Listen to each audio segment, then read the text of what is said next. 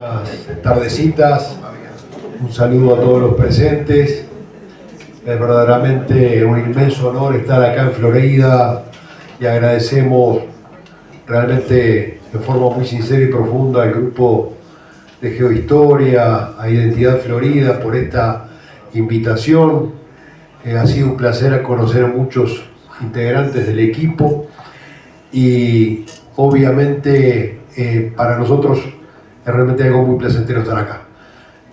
Hace 17 años que publicamos la revista histórica rochense, un ejemplar anual de 150 a 200 páginas de historia local del departamento de Rocha, donde hay una red de historiadores locales que lamentablemente hoy día la vemos mermada porque han fallecido en los últimos meses dos de los más importantes y destacados historiadores del departamento, y realmente es una pérdida muy sensible. Fernando Choteco recordaba que han sido expositores en el pasado acá, incluso escribiendo en la revista Miradas, Néstor Sabatino Dossi y Víctor Velázquez, dos increíbles escultores de la historia y del acervo de la memoria de las comunidades. Vamos a empezar nuestra exposición, que nos correspondió hablar sobre el tema que prácticamente es el broche de oro en un año glorioso, en una década que es la más decisiva de la historia nacional, quizá la década más oscura y la más gloriosa. La más oscura de 1820, desde Tacuarembó en adelante, hasta el inicio de la gesta libertadora del 19 de abril, años oscuros, años de la dominación, años de la cisplatina, el año glorioso de 1825 y luego todos esos años turbulentos que nos llevan hasta la Constitución como Estado independiente con la Constitución de 1830. La toma de la fortaleza de Santa Teresa cierra el año 1825, exactamente el 31 de diciembre. Pero para comprender por qué una fortaleza, por qué la importancia de una construcción fortificada militar en el medio de la nada, porque lo otro era el puerto de Colonia, estratégico, el ingreso de los ríos, desde la fundación por Manuel de Lobo en 1680, la otra la construcción fortificada de Montevideo con el proceso fundacional de 1725 por Bruno Mauricio de Zavala. ¿Y por qué ahí? Bueno, para ello tenemos que ir a hacer un zoom y alejarnos en la historia y remontarnos a la península ibérica, a los imperios de Portugal y España. Y tenemos que hacer el zoom incluso antes del descubrimiento de América. ¿Por qué? Porque sin perjuicio de compartir una misma una raíz histórica, Portugal y España tuvieron sus enfrentamientos diplomáticos, militares, y la historia siempre dice que los españoles triunfaban en las armas y perdían en la pluma. Y esto es un proceso histórico que empezó antes del descubrimiento de América.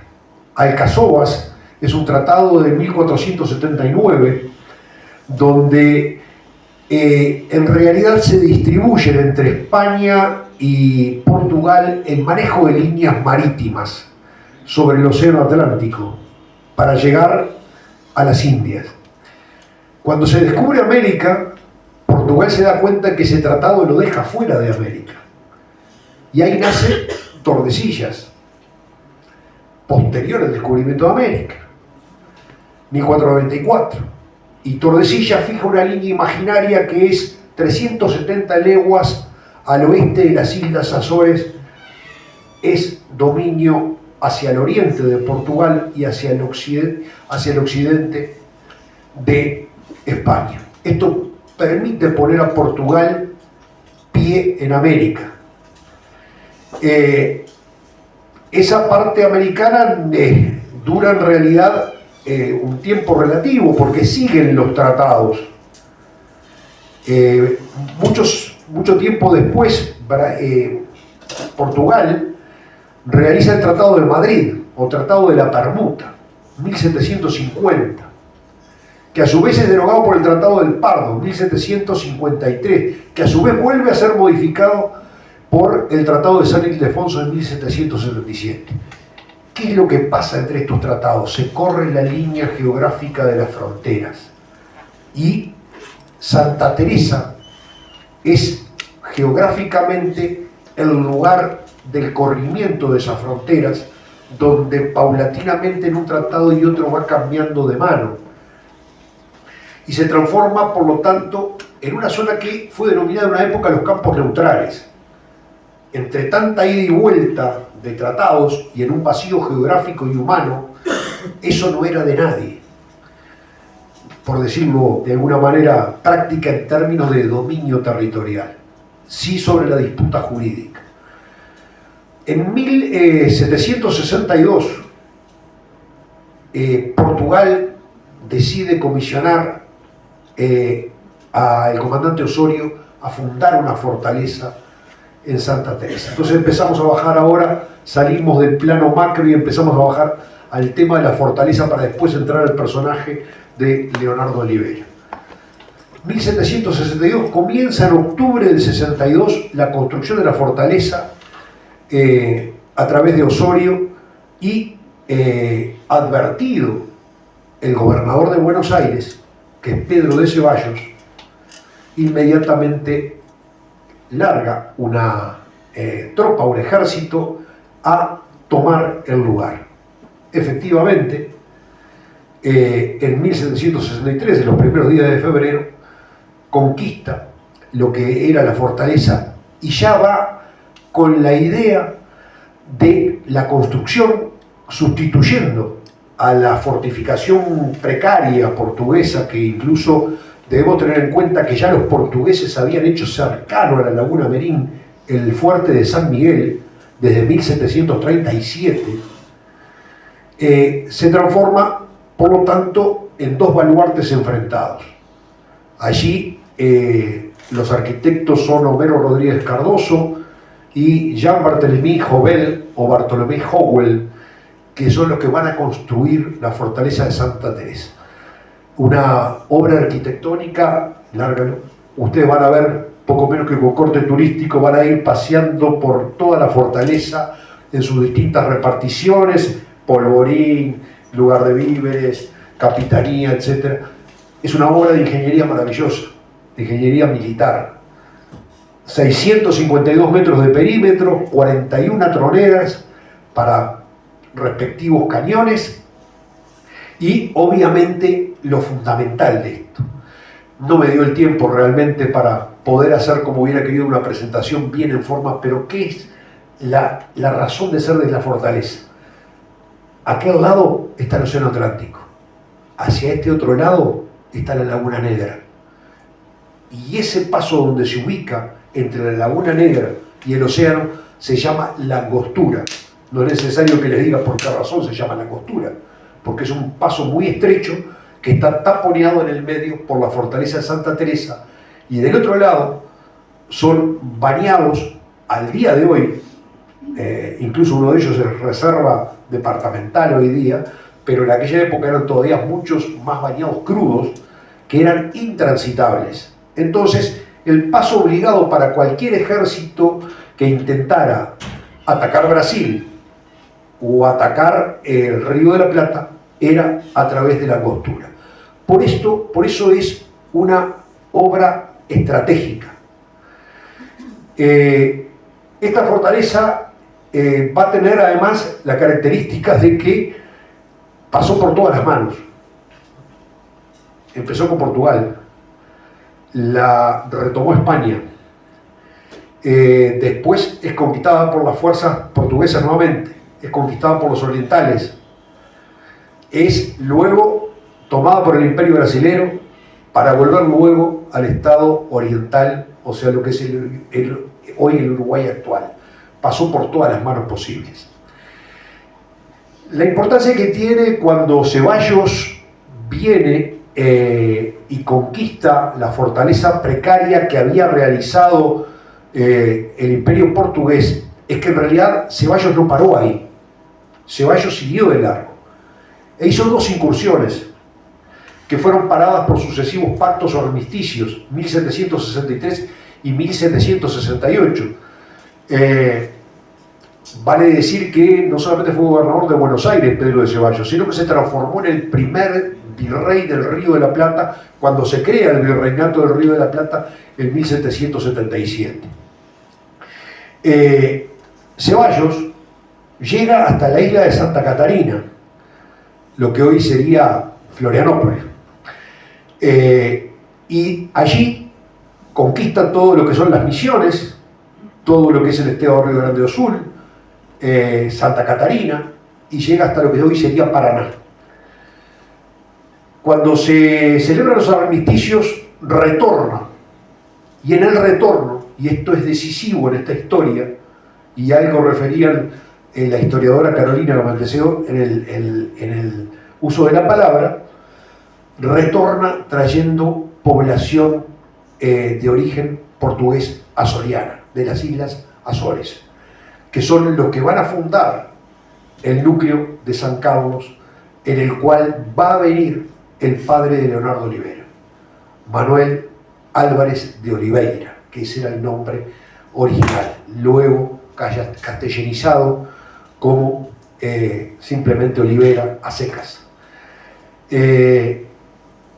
Lo que tiene de particular es este retorno, llega el núcleo poblacional que va a fundar San Carlos en 1763, se establece y ahí empezamos a salir un poquito de la historia de la fortaleza y pasamos a la historia del protagonista de la toma de la fortaleza, que es Leonardo Olivera.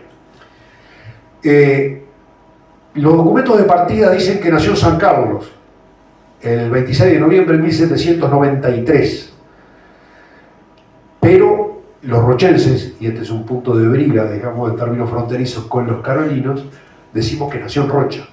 La razón era porque Manuel Álvarez de Oliveira tenía su establecimiento rural en la zona de la Laguna de Castillos, donde hasta el día de hoy existe lo que se llama el Rincón de los Olivera,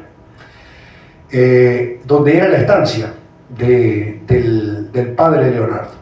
Y la razón por la cual afirmamos eso es que la partida de nacimiento que se hace en San Carlos tiene un mes después de nacido el niño, y que los dos testigos que son los vecinos linderos de los campos de Leonardo, del padre de Leonardo Olivera, que obviamente deben haber acompañado en ese proceso de acompañarlo desde el lugar de los campos donde estaban y residían a la inscripción de Leonardo Olivera en San Carlos, donde además era la única parroquia que había.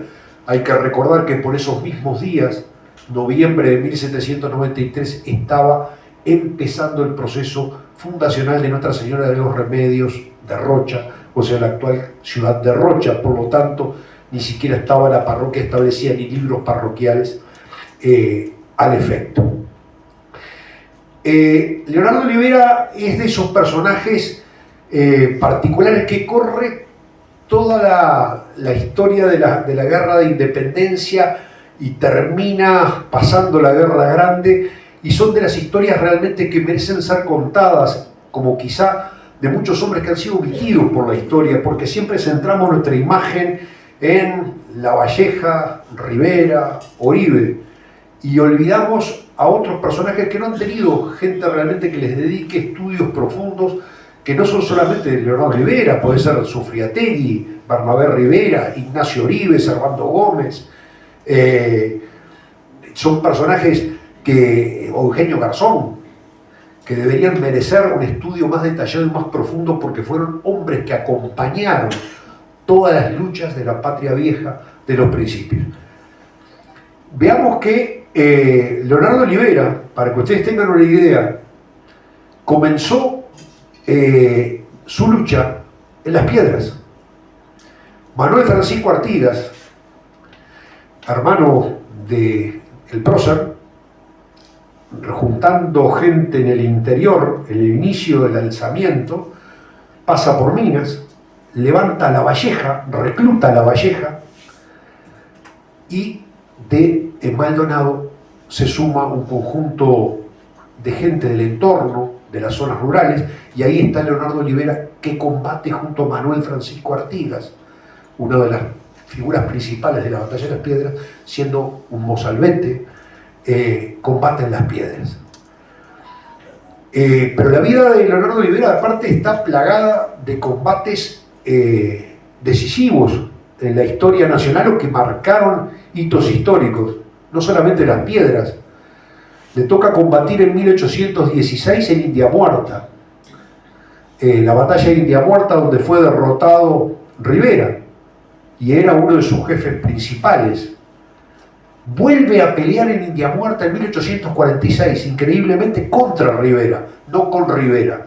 Ahí bajo las órdenes de Justo José de Urquiza, con las tropas federales. Pero también pelea en Sarandí. Es el jefe de la reserva de Sarandí. Y no es un detalle menor, porque la reserva es la que decide la batalla de Sarandí. Y allí está la presencia de Leonardo Olivera decisiva. En un momento determinado, la batalla de Sarandí tiene 3 frentes específicos, 3 alas. El centro está comandado por Oribe, la derecha está comandada por Rivera, perdón, la izquierda comandada por Rivera, y la derecha está comandada por Sufriategui, enfrente del ejército de Mena Barreto. Cuando comienza la batalla, un grupo del ejército brasilero ataca en dirección no habían podido juntarse el ala de Oribe con el ala de Rivera y se intenta filtrar en el medio y cercar. Y este movimiento, La Valleja no estaba al frente, La Valleja estaba en la retaguardia mirando todo el campo de batalla, lo observa y la reserva entra en el combate y termina cerrando la brecha y arrollando al ejército brasileño, por lo cual Leonardo Olivera, que era el jefe de esa reserva, que eran las milicias de Maldonado y las milicias de San José, acaudilladas por Leonardo Olivera, tienen un rol decisivo en la batalla. También tiene un rol, lo vamos a ver después, nada menos que en Ituzaingó, la batalla más decisiva de la importancia histórica, que es una de las principales batallas de las lides sudamericanas, una batalla que fue muy compleja, porque fueron todos los de este bando nuestro, todos peleados. Es increíble que hayamos logrado un triunfo porque no había una conexión realmente, había un enfrentamiento entre Alvear, La Valleja y los distintos generales. Ya venía desde antes de que había ingresado Martín Rodríguez al mando del ejército de las Provincias Unidas o de Buenos Aires al territorio nacional. Y allí es herido en Leonardo Olivera, y también tiene las milicias de Maldonado son las que sufren las mayores bajas de todas las tropas orientales en la batalla de Ituzaingó. 58 personas, 26 muertos y 32 heridos de la división que fue la que tuvo más bajas en la batalla, por lo cual demuestra que estuvo en el centro del combate Leonardo Olivera junto con las fuerzas de Oribe, que recordarán que Oribe en ese momento en la batalla tiene un gesto muy emblemático, que se arranca las charreteras cuando en un momento muy crítico de la batalla arranca y tira sus charreteras y dice: yo no merezco los galones para mandar un grupo de cobardes, palabras más, palabras menos, y con eso lastima la hombría o el coraje de sus soldados y los lleva al frente nuevamente. Esto entonces, ustedes vean este periplo que yo les digo: Leonardo Olivera, 1811 Las Piedras, 1816 India Muerta, 1825 Sarandí, 1827 Ituzaingó, 1846 de vuelta a India Muerta, y en el medio de eso la toma de la fortaleza de Santa Teresa. Ahora, antes de la toma de Fortaleza Santa Teresa, él había participado decisivamente en un hecho que fue muy importante para la invasión.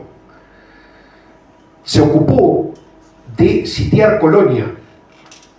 Había un portugués que había pasado a nuestro bando, que estaba sitiando Colonia y defeccionó.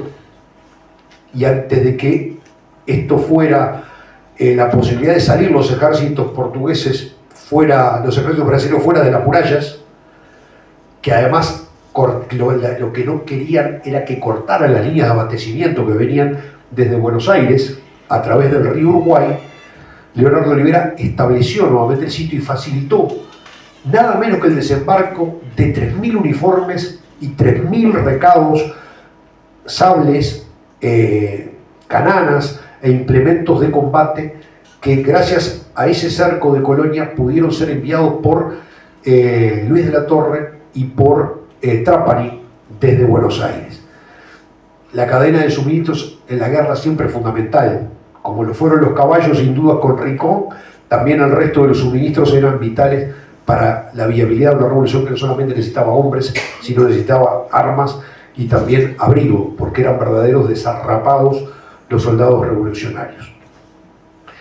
Cuando recibe la orden, después de ir de parte de Lavalleja, ir a conquistar la fortaleza, pero antes de esto ocurre el hecho tan discutido del abrazo de Monzón. Captura o acuerdo. Quedará para la historia la discusión.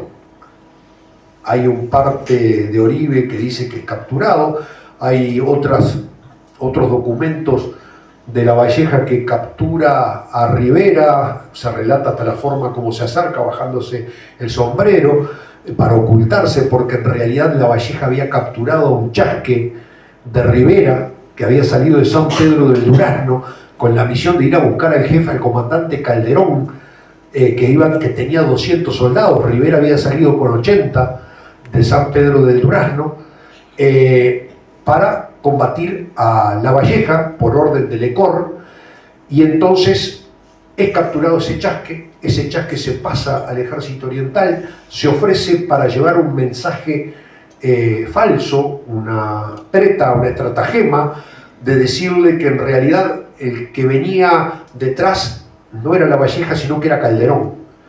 Y muy confiado, Rivera, con 80 hombres, va al encuentro supuestamente de Calderón y se encuentra que en realidad no es Calderón, sino que es Juan Antonio Lavalleja. Ahí supuestamente narran algunas versiones que quiso dar vuelta a su caballo, le gritó a Lavalleja: compadre, quédese, vamos a velar. Y ahí comenzó todo lo que fue un cambio sustancial en la revolución. Pero ¿a qué viene todo esto? Que Leonardo Olivera estaba ahí. ¿Por qué? Porque Leonardo Olivera, dentro de todas las peripecias guerreras que tuvo una muy particular. En 1818 fue capturado en la ciudad de Rocha, en el pueblo, en la villa de Nuestra Señora de los Remedios de Rocha.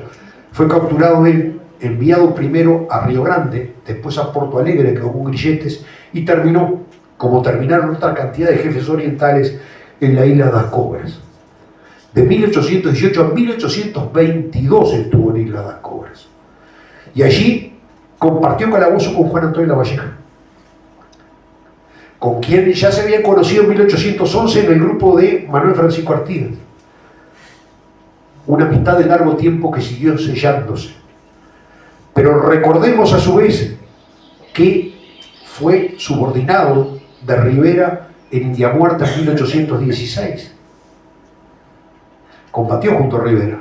Tenía vinculación y estrecha relación con ambos, Leonardo Olivera. ¿Y a qué voy con esto?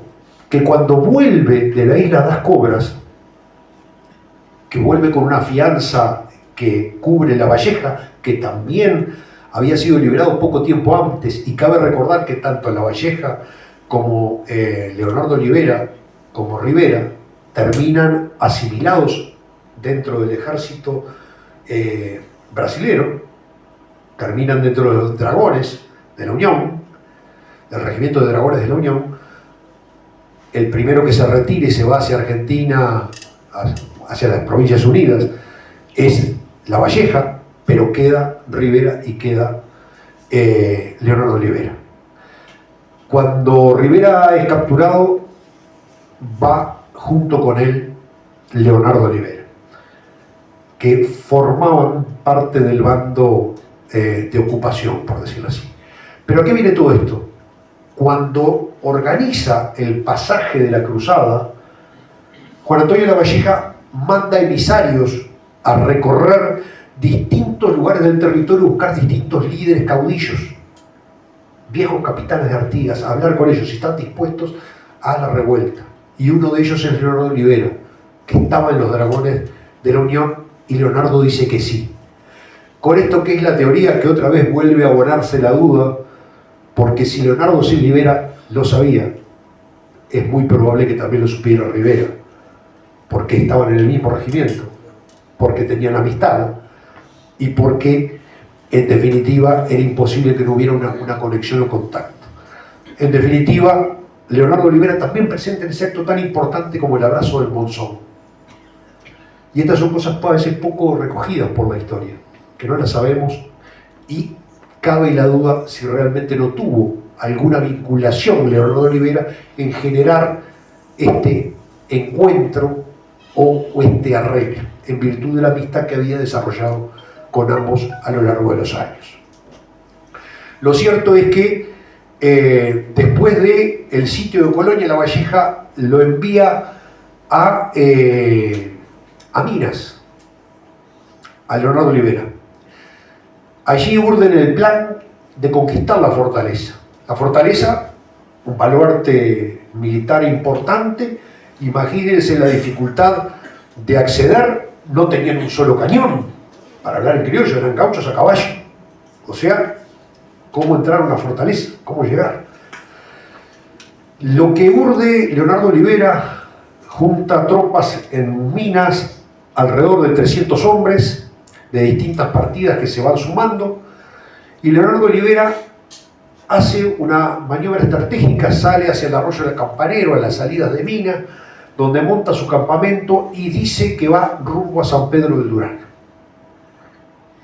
para despistar, y deja a todo el camino mensajes que va yendo al Durazno, cosa que la versión oficial, que vaya recogiendo el vecindario, que va corriendo de boca en boca, por gauchos, por jinetes, por chasque, van para Durazno.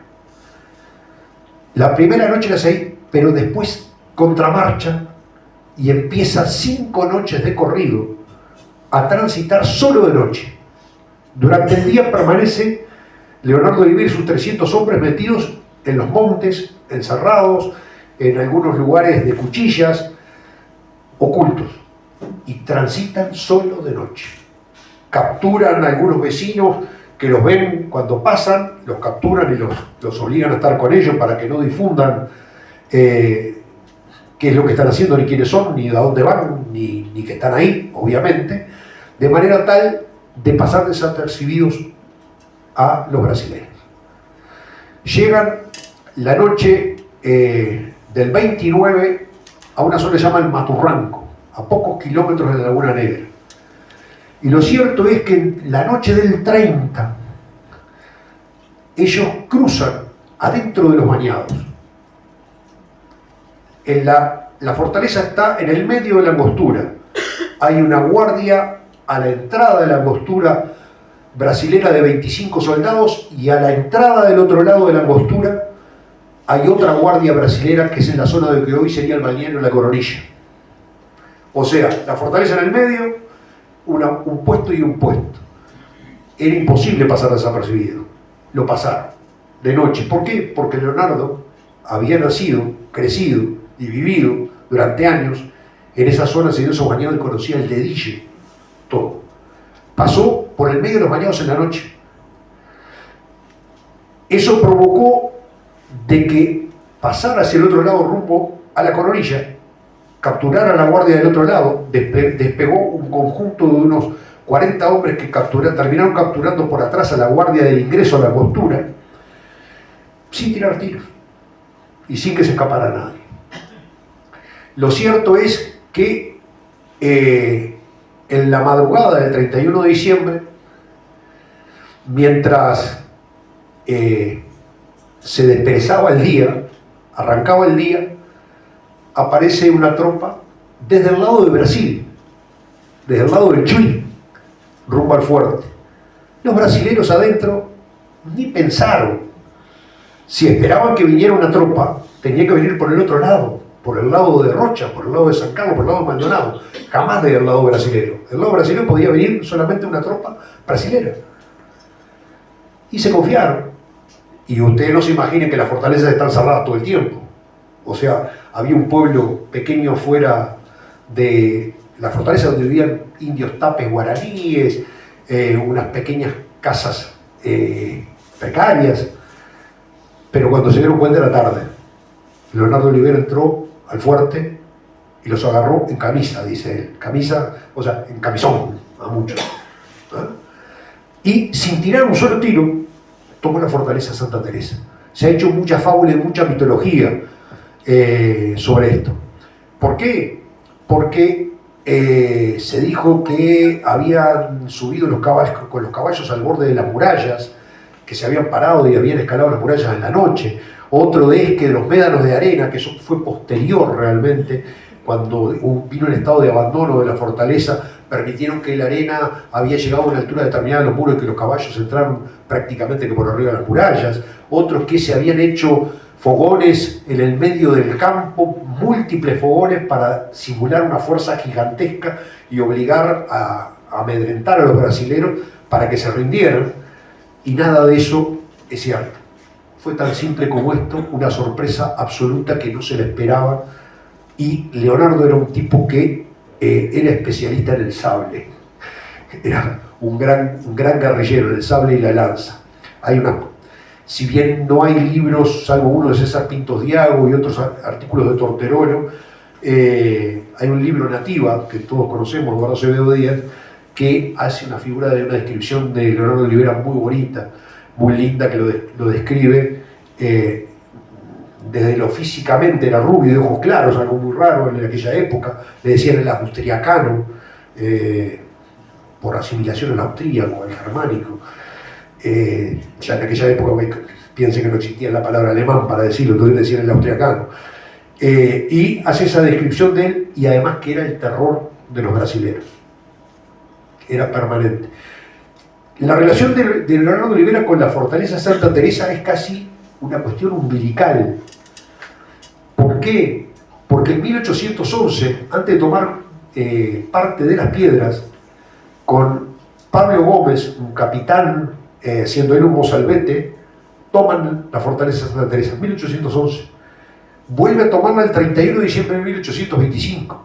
Vuelve a tomarla el 21 de enero de 1828 nuevamente, porque cuando se va Leonardo a pelear junto con el resto del ejército republicano hacia los campos de Ituzaingó, los brasileños vuelven a tomarla por detrás, a la fortaleza. Entonces, en 3 veces diferentes, Leonardo Olivera toma la fortaleza de Santa Teresa. Y esto es parte, por lo tanto, de esa historia que cierra un ciclo glorioso de 1825, que posiciona a Leonardo en un lugar importante y destacado de nuestra historia. Leonardo Olivera, después de eso, tiene un pasaje por la Guerra Grande sin mayor relevancia, tuvo bastantes achaques, estuvo en Argentina, en territorio argentino, peleó con el bando orivista, con el Cerrito, participó, como ya dije, en la segunda batalla de India Muerta, con Urquiza derrotando a Rivera, su viejo camarada de armas, y luego va a morir en la ciudad de San Carlos, en el pueblo de San Carlos en aquel entonces, el 19 de abril, vaya fecha para un hombre tan ligado, íntimamente ligado a La Valleja, va a morir en San Carlos 15 días después del fallecimiento de su compañera. Él presentó muy pocos los documentos que hay sobre, salvo los partes militares, y él presentó una relación de informes para acogerse la pasividad, donde narra todos sus hechos de armas, que es de alguna manera un documento base que fue revalidado incluso por el propio La Valleja en 1853, cuando le dan los derechos a las pensiones de la patria a Leonardo por todos los servicios prestados. Al fallecer se decretan honores fúnebres nacionales. Leonardo es en principio sepultado en Pan de Azúcar, y en 1953 se erige el monumento que ustedes ven en este documental, y es llevada las cenizas de Leonardo en 1953, en abril de 1953, es llevado al pie de ese monumento, en una cadena de chasques que salen llevando sus cenizas, en el cual el último de ellos, con 97 años, el Chiche Romero, acaba de fallecer hace una semana, 10 días atrás. Por lo tanto, increíblemente, ese último lazo invisible con la historia acaba de desaparecer. Esto es, por lo tanto, parte de los hechos esos hermosos de 1825, es parte de las mejores glorias del Uruguay, y obviamente que mucho nos enorgullece poder traerles a ustedes estos hechos que hoy día están incorporados definitivamente a la mejor historia nacional. Muchísimas gracias.